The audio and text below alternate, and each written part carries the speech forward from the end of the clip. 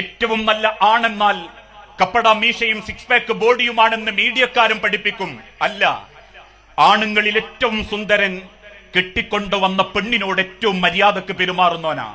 നിനക്ക് വേണ്ടി ഫസ്ന പ്രാർത്ഥിക്കുന്നുണ്ടെങ്കിൽ, നിന്നെ കാണാതാകുമ്പം ഫസ്നയുടെ നെഞ്ച് പടയുന്നുണ്ടെങ്കിൽ, നീ ഇല്ലാതെ ഒരു രാത്രി പോലും കിടന്നുറങ്ങാൻ ഫസ്നക്ക് പറ്റുന്നില്ലെങ്കിൽ, ഓരോ നിസ്കാരപ്പടത്തൊന്നും പടച്ചോന്റെ നേരെ കൈനീട്ടുമ്പോ, പടച്ചോനെ നിന്റെ പിയ്യാപ്പളനെ കൊണ്ടോന്നതിന്റെ മുൻപ് ഇന്നെങ്ങി കൊണ്ടോയിക്കോ റബ്ബേ, എനിക്ക് എന്റെ പിയ്യാപ്പളല്ലാണ്ട് ഒരു സെക്കൻഡ് പോലും പറ്റൂല റബ്ബേന്ന് നിനക്ക് വേണ്ടി നിന്റെ പെണ്ണ് പ്രാർത്ഥിക്കുന്നുണ്ടെങ്കിൽ ഈ ആണാ എന്റെ ദീനിനാ പടച്ചോന്റെ അടുത്ത് വില.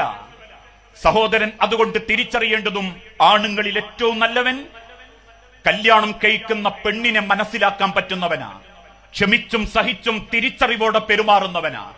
അതുകൊണ്ടാ ഒരിക്കൽ ഒരു വലിയ യാത്ര കഴിഞ്ഞ് വീട്ടിക്ക് കയറി വന്ന അള്ളാന്റെ തിരുദൂതൻ ചോദിച്ചു, ആയിഷ വിശന്നിട്ട് വയ്യ, എന്തെങ്കിലും താ. അകത്ത് കയറി ചട്ടിയുടെ അടിഭാഗം പരതി നോക്കുമ്പം അല്പം ഉണങ്ങിയ ഗോതമ്പ്. ആ ഗോതമ്പെടുത്ത് തീയിലിട്ട് വാട്ടി പുഴുങ്ങി അള്ളാന്റെ ഹബീബിന്റെ മുൻപിൽ കൊണ്ടുവച്ചു. അല്പം ഗോതമ്പെടുത്ത് വായിലിട്ട റസൂലിന്റെ മുഖം കണ്ടപ്പോ ആയിഷ ബീവിക്ക് മനസ്സിലായി ഇത് തിന്നാൻ പറ്റൂലാന്ന്. കണ്ണു നിറഞ്ഞു നിൽക്കുന്ന ആയിഷ ബീവിയോട് റസൂല് ചോദിച്ചു, ആയിഷ എന്തെങ്കിലും ഒരു കൂട്ടാൻ കിട്ടണം, അല്ലാണ്ട് കഴിക്കാൻ പറ്റുന്നില്ല ആയിഷ. സുർക്കയുള്ളൂ നബിയെ. കൊണ്ടുവരപ്പെട്ട സുർക്കയൊഴിച്ച് ആ ഗോതമ്പും സുർക്കയും കൂട്ടിക്കുഴച്ച് വാരിത്തു നിന്ന റസൂലുള്ളാനെ കണ്ടപ്പോ ഹൃദയം പൊട്ടി ആയിഷ ബീവി ചോദിച്ചു, നബിയെ നിങ്ങൾക്ക് എന്നോടെന്തോ ദേഷ്യമുണ്ടോ പ്രവാചക? അങ്ങേക്ക് ഭക്ഷണം തരാൻ ഈ വീട്ടിൽ പച്ചവെള്ളമല്ലാതെ വേറൊന്നും ഇല്ലാഞ്ഞിട്ടാ നബിയെ. ആയിഷ ബീവിക്ക് കണ്ണീരുണ്ട്, സങ്കടമുണ്ട് എന്ന് തിരിച്ചറിഞ്ഞ അള്ളാന്റെ ഹബീബ് ആദ്യം ചെയ്തത് എന്താണെന്നറിയോ?